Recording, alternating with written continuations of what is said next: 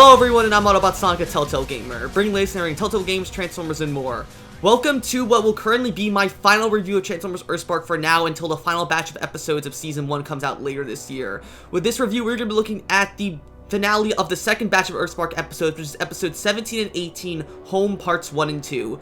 So as the big finale for this second batch of EarthSpark episodes, I think these episodes definitely have their strong and weak moments. Me personally, I think the first half is definitely the weakest two-part episode we've ever gotten compared to any of the others, but it does have really good moments, and there's only like one part I have a problem with in this whole episode, and it's not like I have a problem with the whole episode, just one thing that I have a problem with, but it's such a big problem that I don't think it can go on without being talked about, but it is still a really nice way to wrap up these episodes, and definitely concludes a lot of character arcs that we've seen grown over the past 6 episodes. So if you're excited as I am to talk about them, be sure to like, comment, and of course subscribe. Let's go ahead and jump right into these reviews with our first off, starting with episode 17, Home Part 1. Now, usually with these reviews, I'd like to talk about the bad stuff either at the very end of the review or towards the middle, like as we see it happen throughout the episode. This time, however, we're going to go ahead and talk about the bad of this episode at the very beginning, because that's the only thing I have a problem with in this episode, the beginning of it. Literally, the first 3 to 4 minutes of this episode just doesn't work for me. And I'm not saying that because of what happens in it. What happens is great, but I just think the way it's shown isn't great. The order it's shown isn't great. So the episode starts off with us seeing Bumblebee being the first time we've seen him in almost 3 episodes since the end of episode 14, Security Protocols. We see him in this underground fighting arena battling Brawl of all characters. So I gotta say, I do really like Brawl's design in EarthSpark, how it differs and takes some cues from earlier incarnations of Brawl throughout the Transformers franchise. But the problem I have with this fight is not just that this fight happens. I think this fight between Bee and Brawl is really, really nice. I love the choreography here with how Bee and Brawl fight each other and how brutal it is. It's a stark contrast from the more like toned down fights we've had throughout most of this show. The only brutal fight I can really think of besides this was when Optimus and Megatron battled Skywarp and Novastorm at the start of episode 9, last batch. So I really like this trend of how the last batch of EarthSpark episodes the last episode of each EarthSpark batch has like really starts to ramp up like the brutality of the fights. But the thing is though, it feels brutal, but it really isn't brutal, which I think is a bad thing in my mind. The choreography is great. We see stuff like Bumblebee doing like a mix between like a boxing style and a lot of kickboxing, as well as Brawl's a lot more, brawler type fighter against Bee, and the punches that they all hit at each other with is pretty meaty. Like you can hear the metal clangs and all that, like when Brawl lands a good punch on Bee's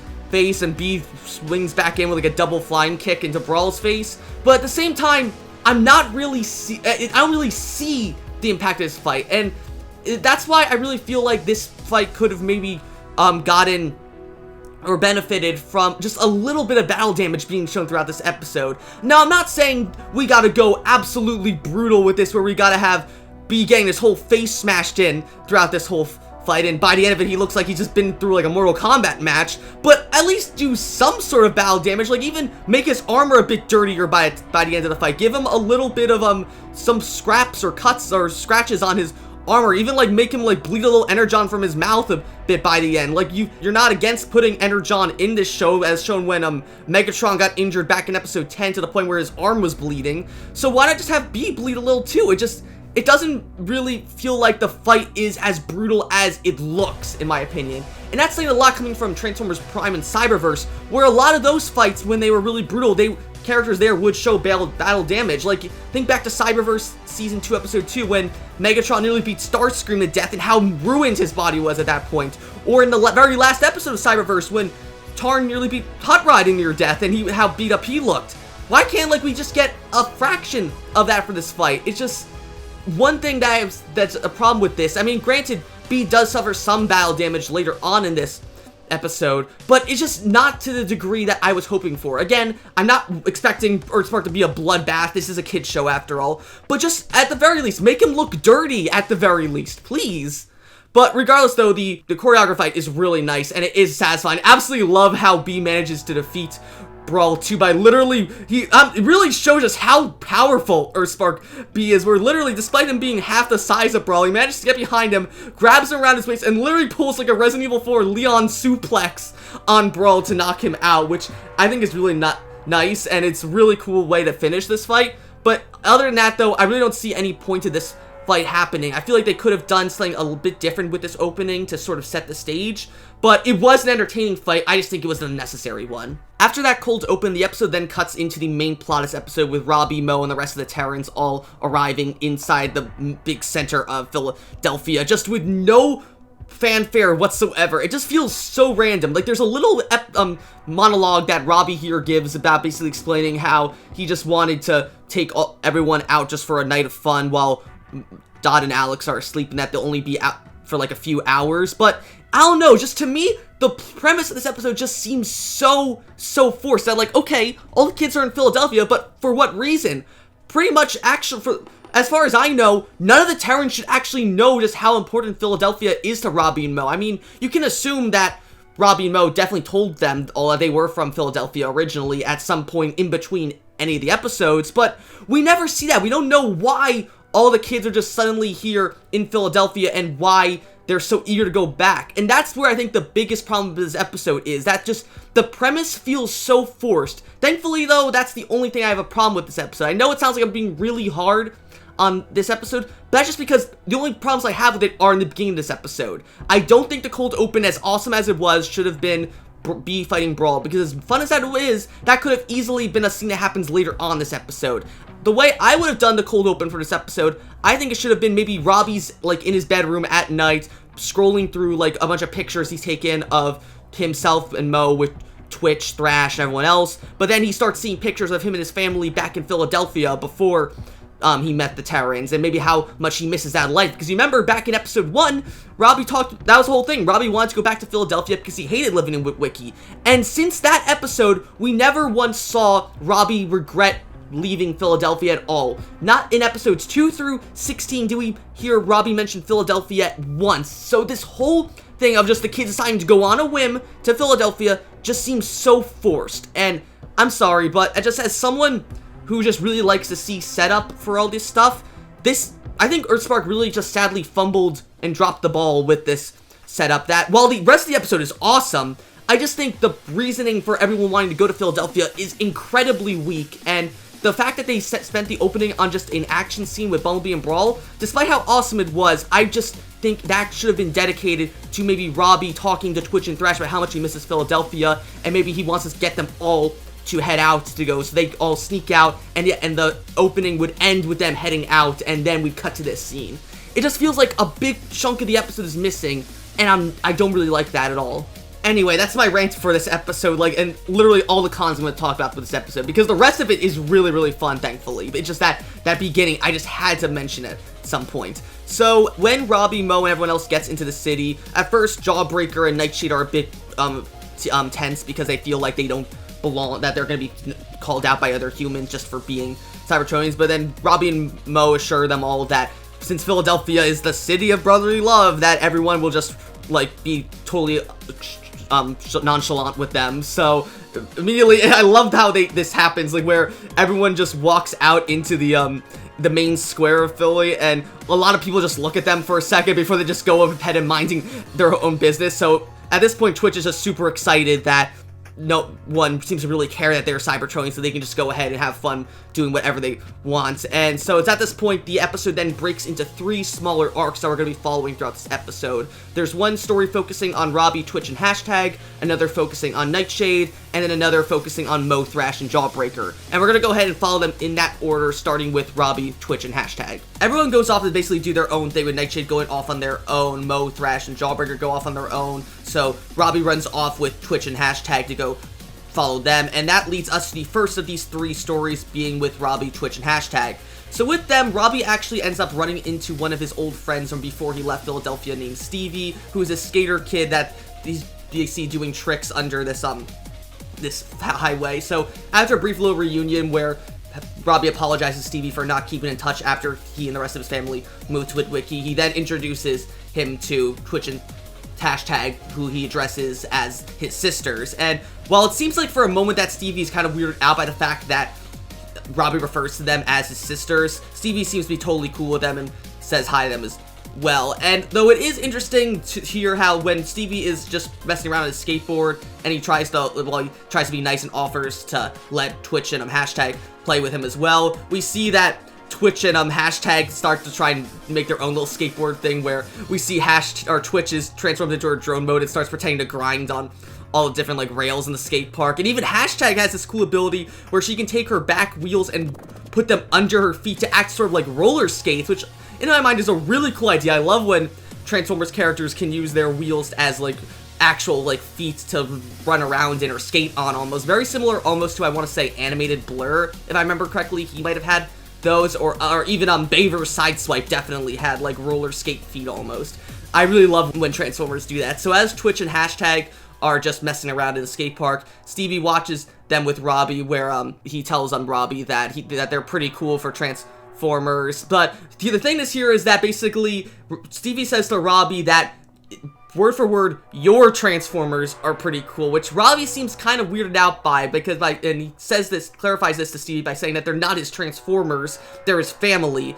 And this confuses Stevie more when he says like, oh, well, how can they be family? They're not, I mean, sure, they can be family, but they're not real family, they're not human like us. And it's just stuff like that. It's very small, and I'm sure Stevie doesn't mean it in a bad way, but it does still come across as just sort of low-key inherent racism almost. And that's sort of the big theme with Robby's story here, how he gets to see how the world, or the larger world I should say, really views Cybertronians as just this totally different thing, species that's almost beneath them. And that continues into later on a scene where Stevie tries to get Robby's mind off his comment by inviting him to play, like, to go skateboard with him as well. So we get some fun moment where Stevie is seen skateboarding around the park while Robby actually ends up riding on top of Twitch like a skateboard. So he's riding her, doing like all these tricks on the half pipes and all that. And I think that's a cool way to show just how close Robby and Twitch are, as we've seen this constantly throughout the past 16 episodes of Robby and Twitch having this special kind of bond, especially in episodes like episode 5, and to see a point where we've seen several times now that Robby has ridden Twitch almost like a hoverboard, that we get this now of even him using her like a skateboard almost, is really cool, especially given how back in episode 11 too, when Nightshade made the dugout, they specifically made a little like skate park for Twitch and Robby to play around in, so we get to see more of Robby's skateboarding skills in this episode. So while they're playing around, hashtag decides she wants to get into, and there's later where she just transforms into her whole ghost van mode and just tries to jump through like over a ramp, and ends up totally crashing, but she's totally fine. Until then, she realizes something that totally like freaks her out, and Twitch and Robby notice it too, where it's this piece of graffiti over a little like highway that says Transformers go home. And immediately, of course, Twitch and hashtag are really hurt by this, considering that since for them they were Terrans born on Earth is their home, so why is this graffiti telling them to go home? Which again is a really hits home for unfortunately real life racism, how probably several other immigrants who maybe have had children in the United States still feel ostracized and are subjected to racism despite them being full-on American citizens, and just not just America, but just other parts of the world as well. Stevie tries to get reassure hashtag and Twitch though by saying that the graffiti isn't meant toward them and probably just some no-good Decepticon, but then Twitch classifies again, saying that the graffiti doesn't say Decepticons go home, it specifically says Transformers, as in the entire race, which Stevie again keeps trying to say that it's really not a big deal and that they can just ignore it, which again, really shocking of how a lot of real-world racism played out. Just a lot of people tend to ignore it, and when Twitch tries pushing it further, saying that it's just not cool that people should be talking like this about Transformers, Stevie makes this one offhanded comment that's really insensitive about how he says, oh, my dad said that it wasn't cool when the Transformers invaded Earth. So the fact that he still has that like low and like inherent racism, that I'm sure he doesn't necessarily mean it, but it's still there. It's surprisingly a very realistic interpretation of racism for a children's show, and I love when children's shows actually don't shy away from this. I mean, granted, we're not seeing racism explored throughout in like actual race. The fact that it's being told through this fantastical race, like being racist towards Transformers,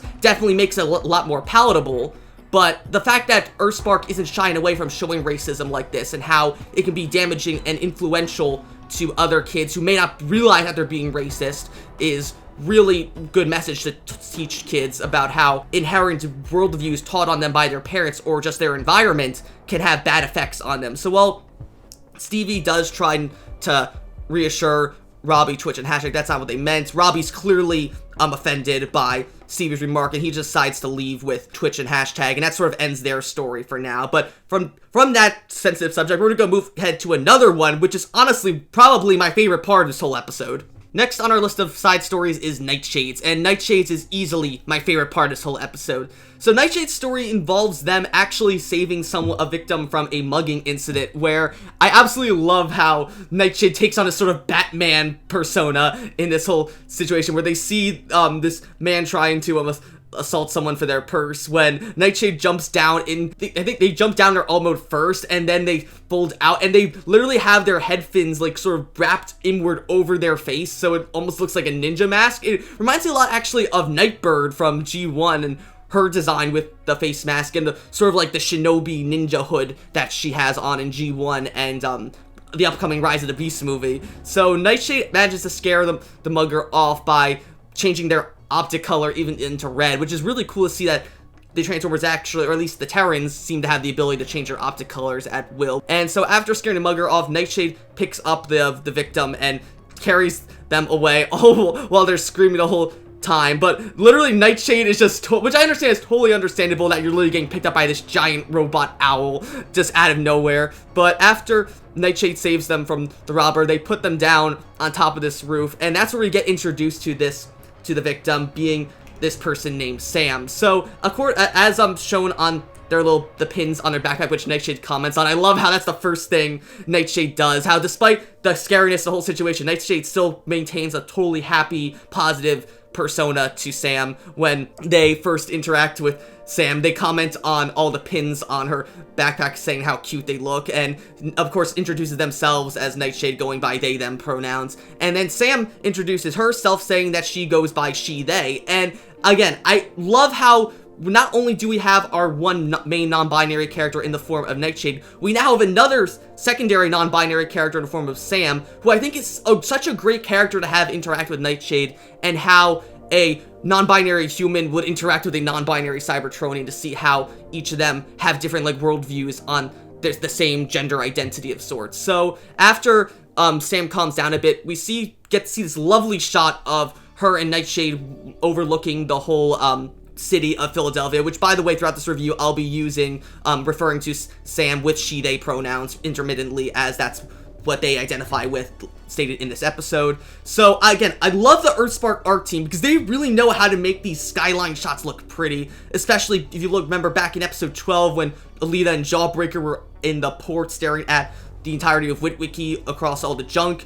It's just that the EarthSpark art team is phenomenal with that. So Nightshade at first comments on just how beautiful Philadelphia looks from here, but then Sam mentions how the entire world too can also be pretty dangerous, especially for people like them and Nightshade, which Nightshade seems to somewhat agree with, and is implied by the mugger earlier. Which also, fun fact, in a blink and you miss it moment, Sam and the mugger actually show up at the very beginning of this episode as well, after the cold open, where you can see for a split second when Robby and everyone is actually at the center of Philadelphia, you can see Sam and the mugger watching this street drummer play, and Sam walks off immediately, after she only shows up for a second, but then the mugger stays for a little bit longer, and he actually ends up bumping into Twitch as he goes off to try and mug them later on. So while Sam explains to Nightshade how dangerous the world can be, not knowing who's safe to be around and who isn't, which Nightshade seems to have some sort of an understanding with, Sam reassures them by stating that they know that they're safe as long as they're with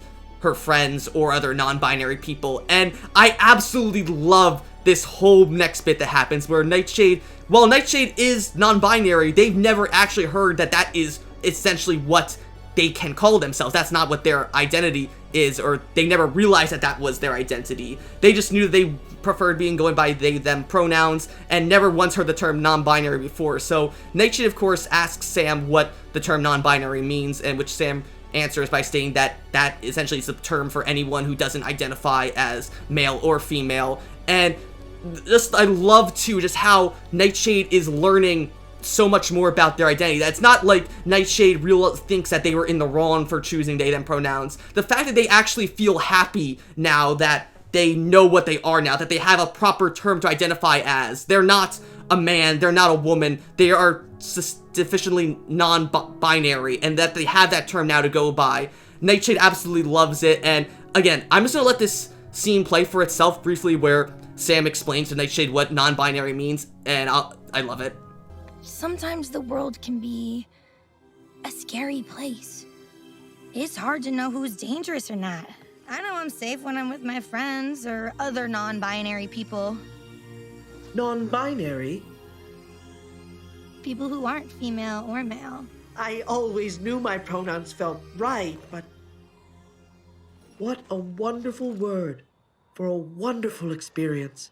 The last line there with Nightshade realizing that they truly are non-binary. The fact that they immediately say, what a wonderful word for a wonderful experience. Because that's immediately, I know so many other like non-binary people in the Transformers fandom have absolutely loved Nightshade's characterization throughout this whole show, that despite being non-binary, they're still clearly as capable as any other character on the show, and the fact that they're so confident in the fact and proud that they're non-binary is really, really cool, especially the point where you see so many artists doing more art of Nightshade, so many actually using that phrase to either caption their art or just putting it in the, like, integrating it into the art, because it really is like such a standout line from this whole series so far. And Xi Infante does a fantastic job of voicing Nightshade, not only this scene but the entire show as well, and I definitely think that's definitely one of the standout lines of the whole, not just the whole episode, but the whole series as well. What a wonderful word for a wonderful experience. Just such a great line there. That brings us to the final story of these 3 side stories, and that is essentially pretty much the main plot of this whole episode, with Mo, Thrash, and Jawbreaker. So Mo's basically just talking to Thrash and Jawbreaker as they wander around Philadelphia, saying how much she loved watching a bunch of wrestling games at Philadelphia, when they pass by this woman who overhears them and tries to advertise them on a bot brawl that is happening, essentially a wrestling for Cybertronians, stating that there's an Autobot there that they can watch. So of course Mo, Thrash, and Jawbreaker are so excited to watch this, and you can see a little bit of a hint that Grimlock's going to be involved in here, considering the fact that she's got a Hail to the King post, like, billboard with her, of course referencing Grimlock's nickname as King Grimlock. So as Mo, Jawbreaker, and Thrash enter the arena, though, they see everyone just huddled up on top of these subway cars ready to watch the fight. Jawbreaker immediately gets trapped in sort of this cage that's to basically be put in as a contender in the fight. So immediately Mo and Thrash are freaking out that Jawbreaker's gonna have to fight someone really dangerous. However, they're relieved to find out, though, that it's none other than Bumblebee who they end up fighting, which Bumblebee is equally surprised as well to see Jawbreaker, Thrash, and Mo there as well. It's at this point B explains to them all what he's been doing since then, and that he was on a secret mission from Optimus to track down Grimlock, who we'll see a bit later on this episode, and to basically just play along so that he can continue his mission without getting caught. And that's why he's sort of been on the run since he left them all back at the end of episode 14. So we get this really humorous fight with, or I guess you call it a play fight between Bumblebee and Jawbreaker, where they kind of do like a fake wrestling match. And I absolutely love too how this whole time Frenzy and Laserbeak are actually commentating over the whole fight, where they're doing all like a real wrestling match. And I absolutely love Ciara Carmacho's delivery as Frenzy throughout this whole episode is great as well. It's so great to see her and Laserbeak again. Also, surprisingly, Laserbeak actually has a voice in this episode, and it's not something I would expect Laserbeak to sound like at all. I get maybe the reason why they're going with this is because they're trying to sell that this is like a big wrestling fight, so to give Laserbeak a sort of like commentator style voice. But I don't know, just as someone who's so used to other versions of Laserbeak either not speaking or just being a total like actual bird, the fact that Laserbeak has a total actual human voice with a Western accent, it just feels wrong. And I'm not saying it's bad that Laserbeak has to speak, it just feels so weird after so many other incarnations of Laserbeak to have this one speak. It's just so weird. But there is some small other stuff here that you'll blink and miss that I just want to point out. One of my favorite parts here is that before Jawbreaker and B actually fight, B actually fought Nova Storm before this, and as they're getting ready for Jawbreaker and B to fight, you can actually see Nova Storm lying dead on the right in the Family Guy death pose, which I think is a hilarious background gag. I don't think Nova Storm's actually dead, but considering she doesn't really show up at all in this episode and hasn't done anything since episode 10 when she was arrested by Optimus and Bee after blowing up the Emberstone cave, she very well may be dead, and this is just their way of killing her off screen, or maybe she's just going back into imprisonment, who knows. So long story short, Bee and Jawbreaker managed to fool everyone with their fake fighting and have Bee win the match against Jawbreaker, which, again, it is, I understand it's a kid's show, but it is just kind of a bit too obvious in my opinion, considering that Mandroid was able to see through Jawbreaker's obvious lie back in episode 10. The fact that these humans don't really seem that, like, confused at all by the fake fighting that Bee and Jawbreaker is a little bit underwhelming, but regardless, it does manage to get them out of trouble until, however, Frenzy and Laserbeak decide that Bee should go ahead and fight the current champion of Bot Brawl, and that's where Grimlock comes in. So unfortunately, Grimlock doesn't have a proper voice in this episode, though we do know from interviews and a brief little video clip coming up of the final batch episodes later this year. He'll be voiced by none other than Keith David, who is a legendary voice actor. You may recognize him things such as the voice of Bolo in Final Space, the Arbiter in the Halo franchise, Spawn, and so many other things. So I'm super excited to hear Grimlock actually talk, voiced by Keith David later on, but here he's just in his dino mode the whole time, just being feral and all that. And so while Bee at first is relieved to see Grimlock's alive and well, that suddenly changes when Grimlock just starts attacking him, Mo, Thrash, and Jawbreaker, and they're confused as to why, and that Bumblebee then properly explains as to what he was doing in the Bot Brawl, basically that he was on a mission by Optimus to try and find Grimlock because he was working undercover until he just went dark a few months prior to this episode. So Bee was investigating Grimlock's last known location to try and find him, and that led him to here. So we get this really long, nice fight of Bee, Jawbreaker, and Mo and Thrash trying to avoid Grimlock, and while it ends at first where it seems as though Bee is actually going to get Grimlock to stop, he then just bites down hard on his arm, and I really thought, oh my god, he's actually going to bite Bee's arm off completely. But no, his arm is just still attached, and literally only damage done to it is that you can see all the armor that was on, like, his forearm is pretty much just ripped off completely, which I do appreciate that they did give him some form of battle damage here. But again, the fact that Grimlock really chomped down on his arm, how is his whole arm just not totally ripped off at this point? I understand, you're no stranger to having characters lose arms in a show, like Mandroid cut off Hardtop's arm back in episode 1. I don't think it would be too violent to show Grimlock biting Bumblebee's arm off here. Granted, he could easily get it reattached by the end of this episode, but I just think it would have been cool to see if Grimlock actually bit his arm off. But I do also love, too, how this pretty much fight is a one-for-one almost recreation of when Thor battles Hulk in the beginning of Thor Ragnarok in the Scar Arena. It just reminds me completely of that fight. So when Bumblebee's injured by Grimlock nearly biting his arm off, Mo, Thrash, and Jawbreaker decide to tag in and distract him long enough for them to realize that Grimlock's actually being controlled by a mind chip device located on the underside of his chin. So to get that chip off Grimlock, Jawbreaker ends up getting on top of the subway car, Frenzy and Laserbeak on it, and essentially rides it all the way down to the stands and uses it to slam it into Grimlock, so that stuns him long enough for Thrash to rip off his sidecar and throw it like a frisbee onto Grimlock's chin, knocking the chip off him. That causes Grimlock to enter sort of this feral rage mode where he starts just destroying the whole Bot Brawl arena, nearly killing a few humans, but they all manage to get out along with Bee, Mo, Thrash, and Jawbreaker, where Bee explains to them all that they're gonna probably go and see Grimlock later because it takes a while for Grimlock to calm down out of his dino mode, apparently, which is also very similar to Cyberverse Grimlock, how while in Bot mode, Cyberverse Grimlock was very eloquent and very soft-spoken.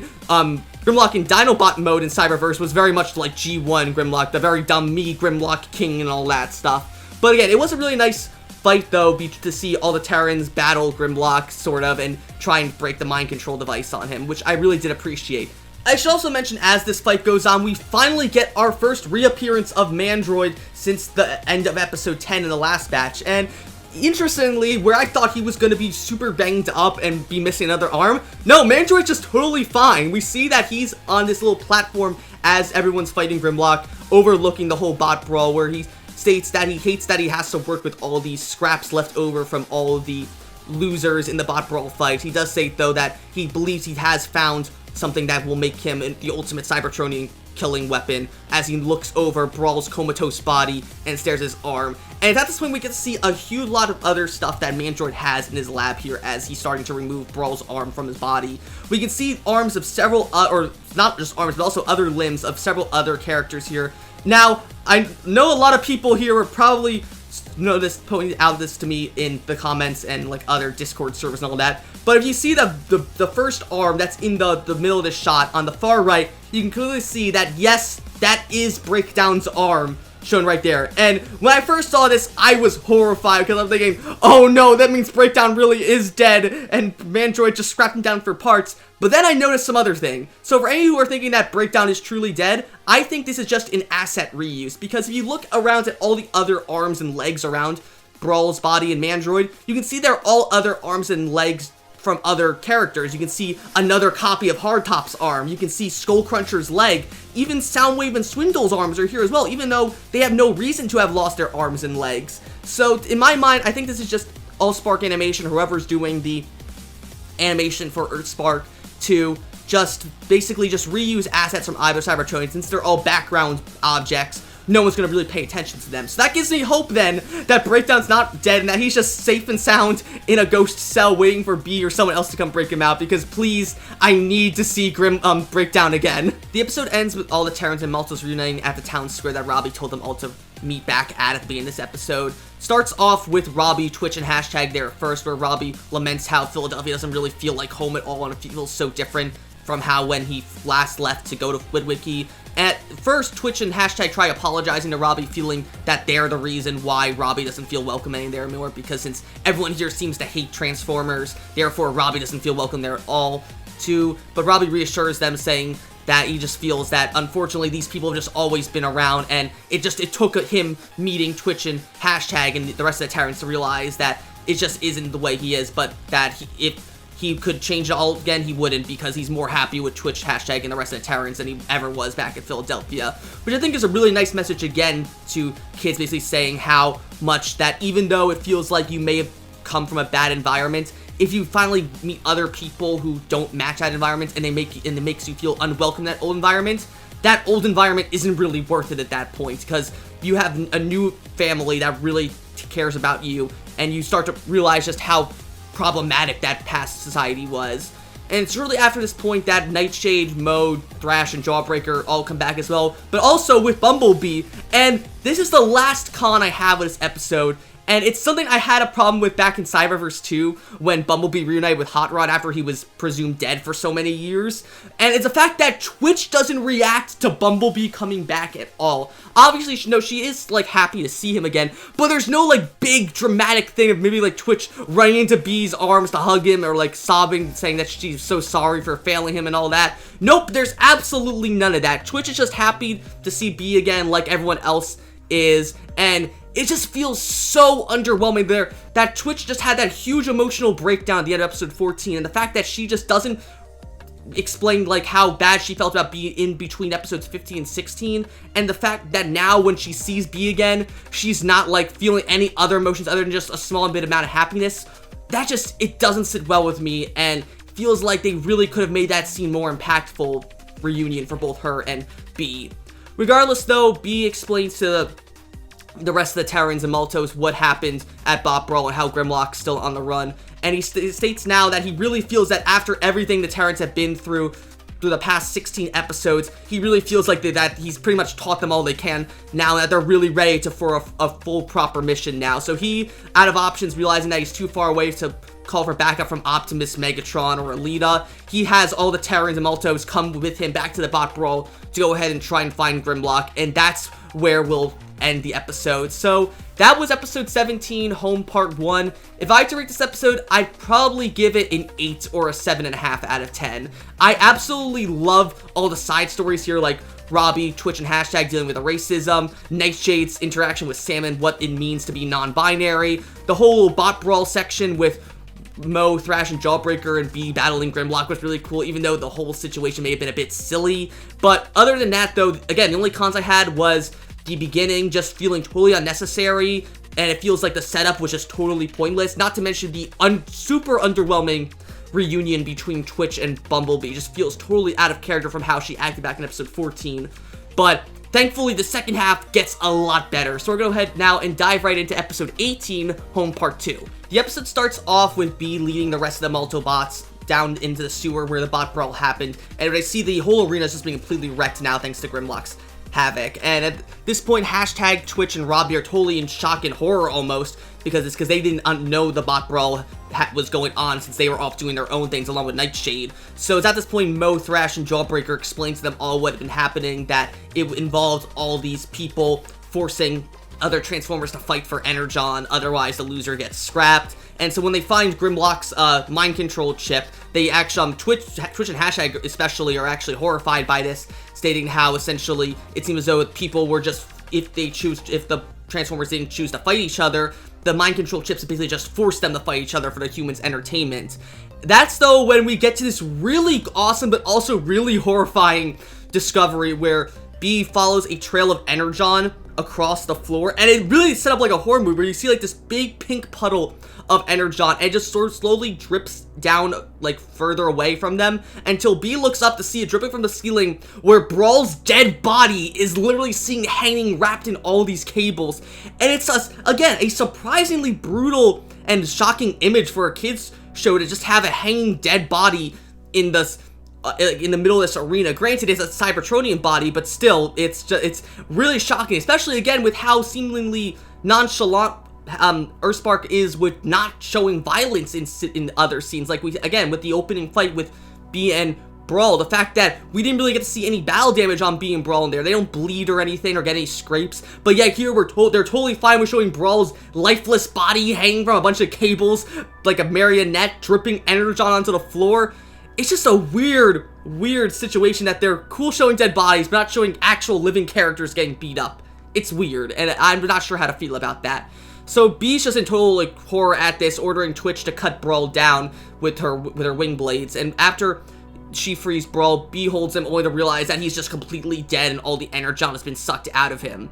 That's though when we get to this amazing shot, and that is when Bee's looking at Brawl's body. He notices a laser being aimed right next to him. He tells all the other Terrans to run when a missile just comes out of one of the tunnels in the subway, and it just blows up everything around them, creating this huge ring of fire from what I presume is all the Energon and oil that has leaked across the Bot Brawl arena floor. And the music in this scene is absolutely phenomenal, as long with the background. So many people have said this online, and I have to agree that this is easily the most cinematic episode of EarthSpark. Maybe the most cinematic scene in the whole franchise, like one of the most cinematic scenes in a Transformers cartoon. This whole scene, the way everyone is just looking in all the fire, in all the commotion, when they see Mandroid's shadowed figure walking through all the fire. And I absolutely love the music here too, because the music even sounds like a train, where it just gets like you're the chugga chugga chugga chugga chugga chugga chugga chugga as the music ramps up until Mandroid's reveal. And the second he comes out of the shadows, you actually hear a little motif of Mandroid's theme in there to like signify his arrival. Oh, it's just so good. And Mandroid's design here is, you can clearly see how much he's slowly losing his sanity throughout the series. And this is sort of how I imagined him to look after his fight at the end of episode 10, where now his hair is all messy. He's got like, you can clearly see like after sawing off his own arm and replacing it with Brawl's arms, now both his arms are Cybertronian. He's even got purple Energon veins running up his neck, and his whole skin tone has just looked so much paler now. And I absolutely love just how deranged Mandroid looks now, and the fact that he's just willing so far to mutilate his own body just to ensure that all Cybertronians on Earth are killed is such a cool way to show just how far Mandroid is willing to go to accomplish his goals. And again, Diedrich Bader is doing a fantastic job of voicing that, and how Mandroid really is showing his descent into madness, where he was so much more calm and collected now, but as he uses up more of the Energon in his body, the more that Energon is necessary to keep himself alive, he's slowly dripping into more insanity, and I love that.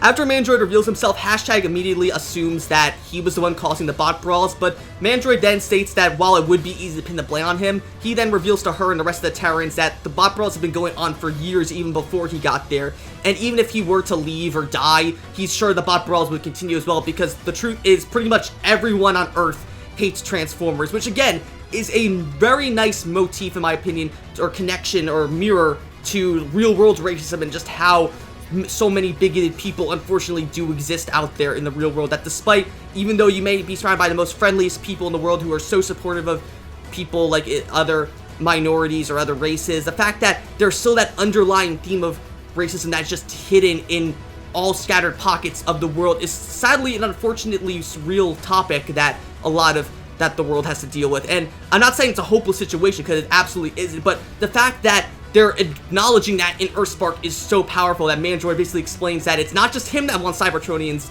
dead. A lot of other people in Witwicky, Philadelphia, the rest of the world have the same sentiments as him, unfortunately, and he's trying to draw power from that anger and racism that is caused by all these people having this hatred towards Cybertronians.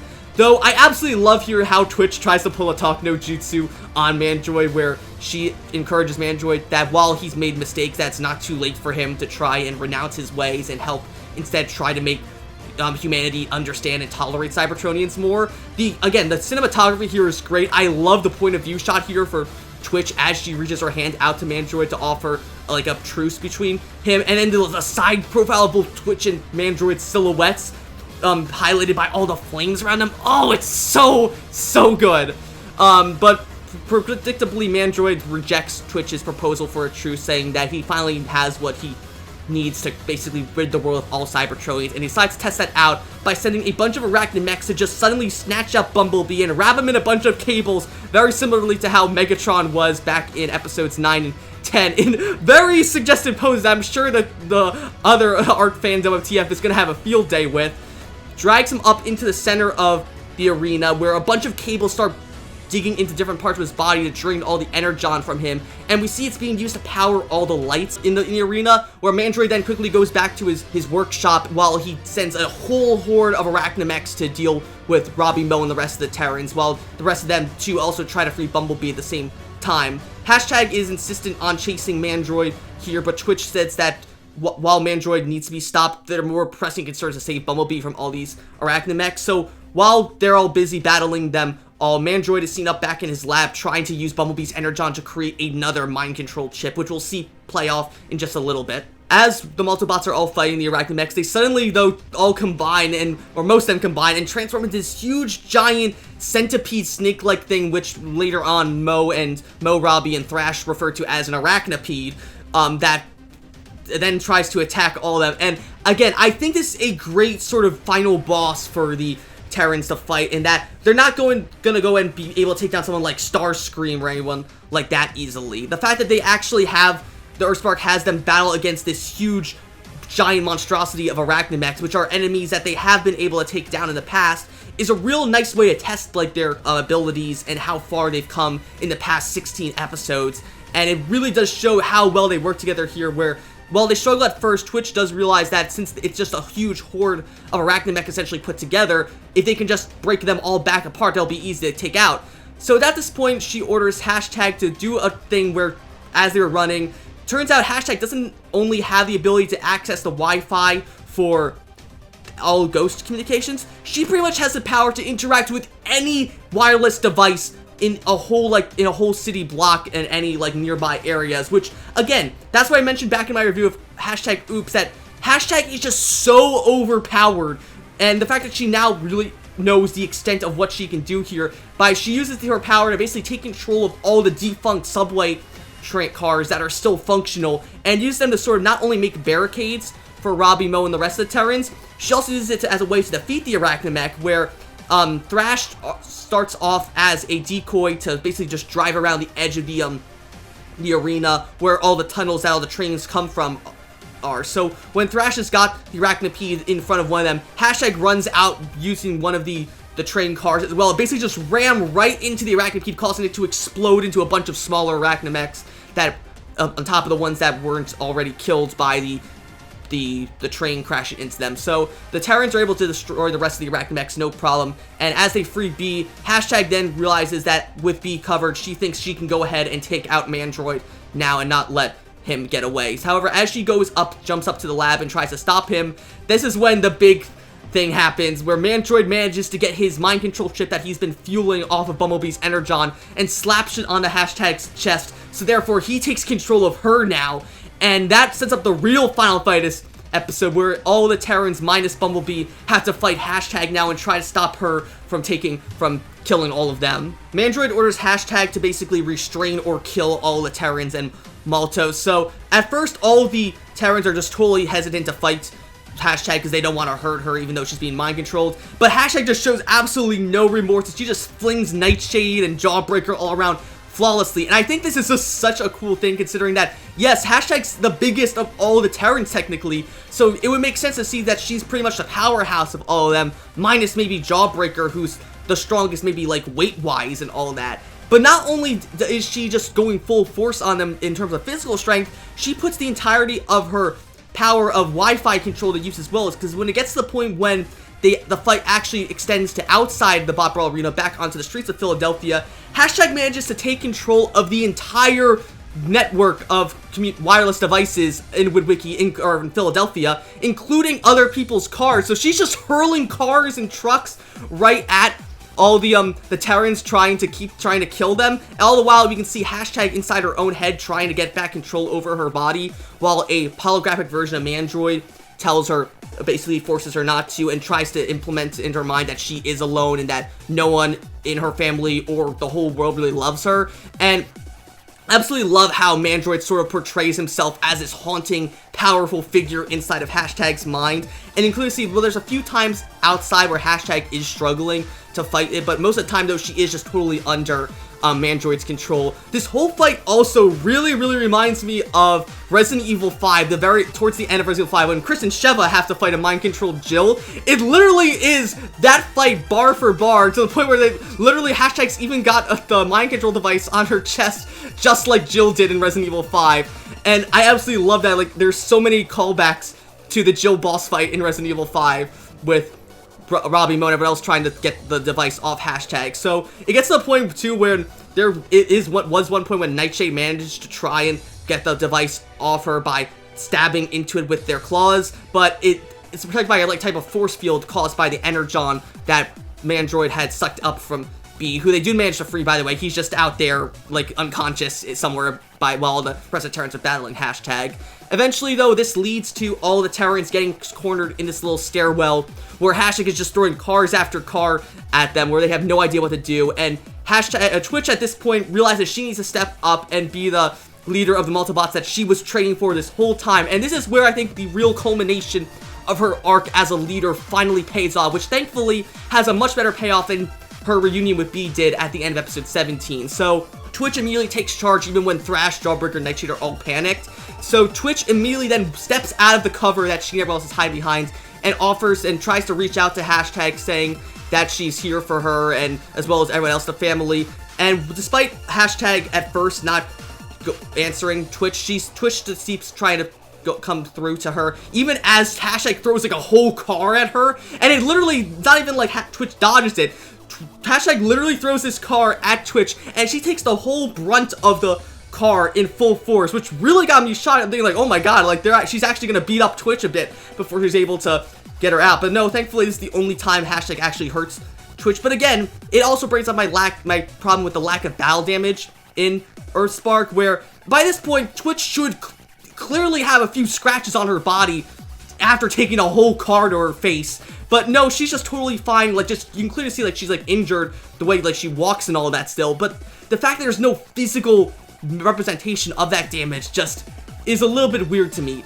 Despite that, though, she still tries to reach out to Twitch or Hashtag and try to break through the programming caused by Mandroid. And while it seems to not be working and for Hashtag saying to throw another car at her, she suddenly realized that she's surrounded now by Thrash, Jawbreaker, Nightshade, Robby, and Mo, and all of them together then hold hands as they approach Hashtag, and that certainly causes a power surge in all of them, where we see for a brief moment the Ember Stone, which was not destroyed by the cave-in caused by Skywarp and Nova Storm at the end of episode 9, is still inside that cave, where the whole cave starts glowing again, and a big beam shoots out of the cave at Twitch and everyone else, where it projects them in this very bright dome-like green force field that blocks any cars thrown at them. And even Thrash makes a comment about how it feels similar to when they got supercharged by all the cave water back in episode 7, Friends and Family.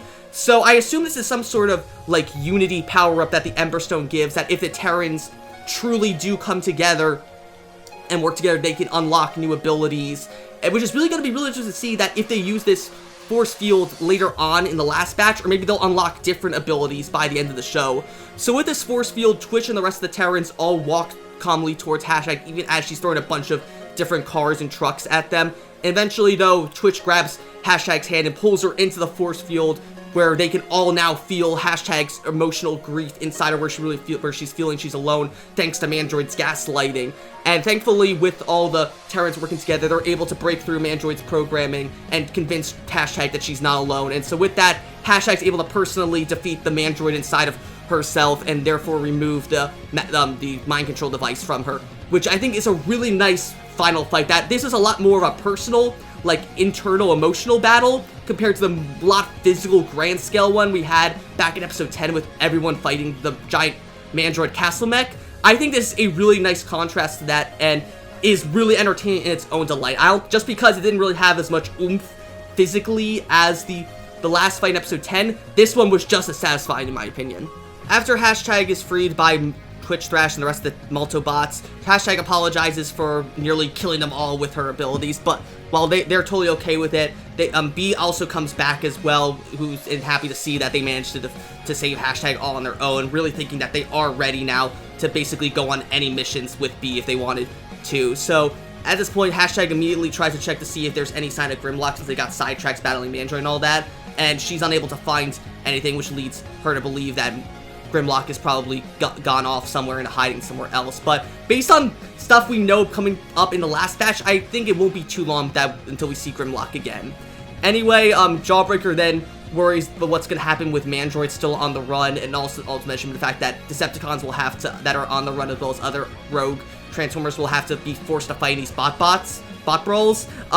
B makes this really nice statement here about how, unfortunately, while it may come to that, there's still a lot of people in the world that powerful people will try to make other like oppressed groups like these Autobot Decepticons harder to survive in by controlling what they need to survive, which I think is a really, especially in this climate, about how certain governments are trying to put some form of control on what different groups need to survive, like special laws about stuff, which I think is totally ridiculous. And the fact that these government people have the power, or have that kind of power, I should say, to control how these people live their lives when they really shouldn't.